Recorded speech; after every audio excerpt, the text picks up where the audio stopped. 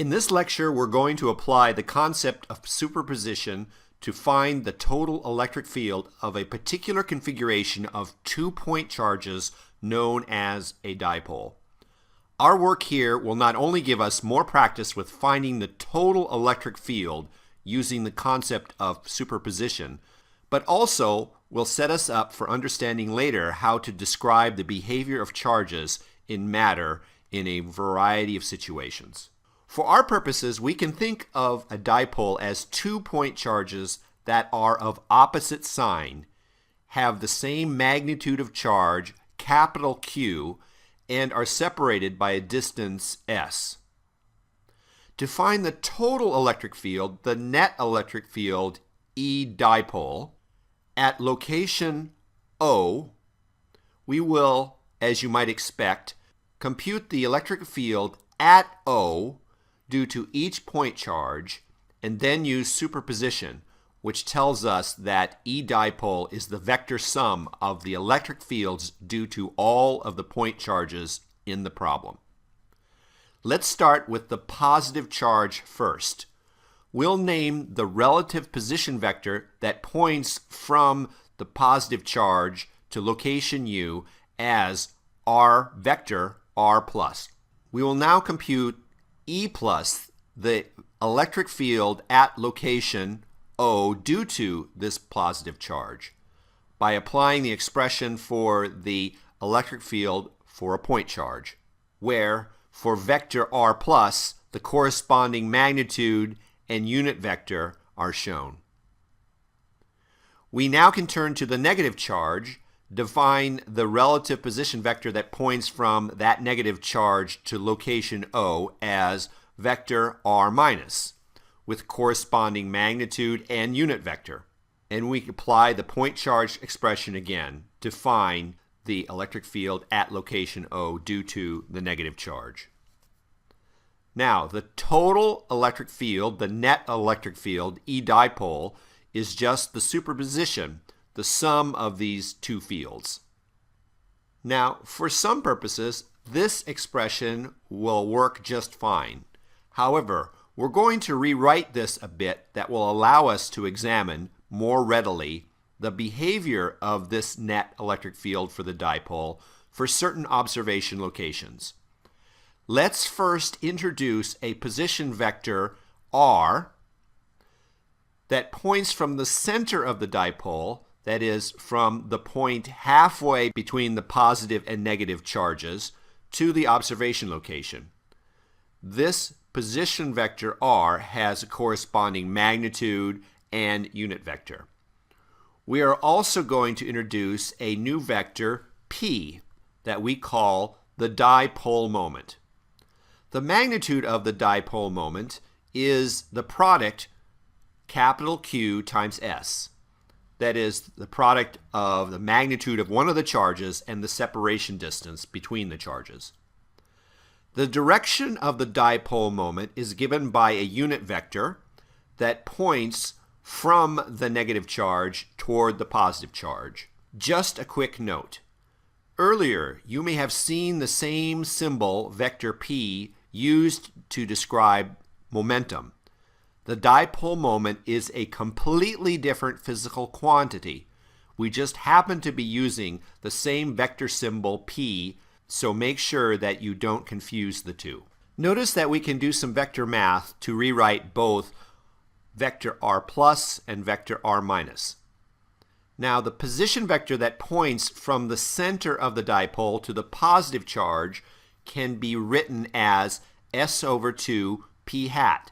If we subtract this from vector R, we see that this is equal to vector R plus.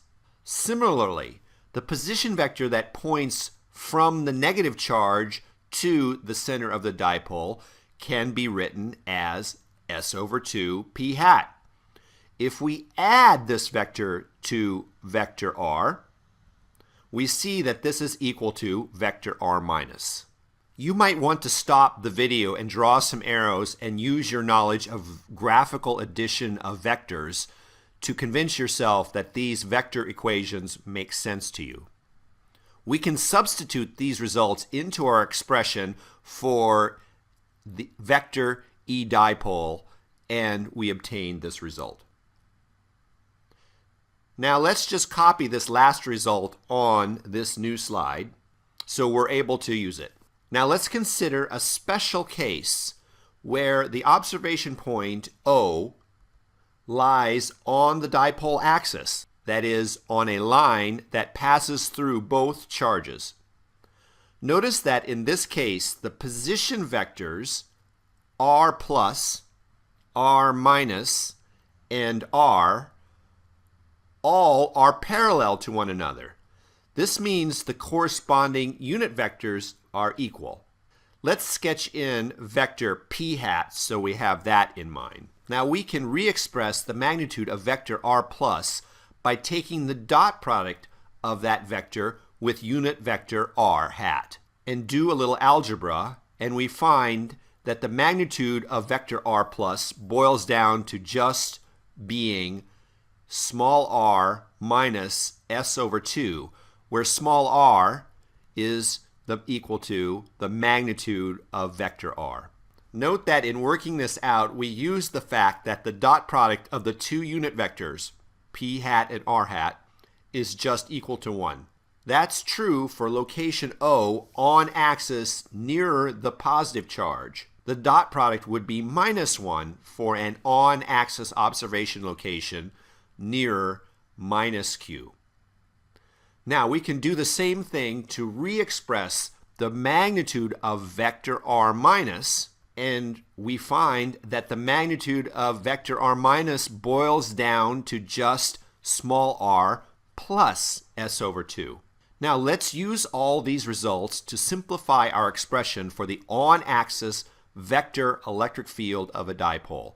First, to express the direction of the field in terms of r hat, and then substituting in for the magnitudes of vectors r plus and r minus. Let's carry this last expression over to the next slide and do a bit of algebra on the expression in the brackets, putting everything under a common denominator. And you'll notice that we have moved the charge capital Q inside the brackets. Now recall, the product of capital Q times S is the magnitude of vector P, the dipole moment. So let's substitute that in to get this final expression for the on-axis vector E field for a dipole.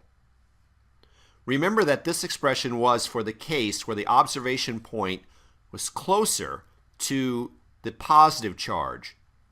In this situation, the on-axis dipole E field points in the same direction as unit vector r hat. For the case where an observation location on axis is closer to the minus charge, we can repeat this derivation and we would find the only change would be an overall minus sign.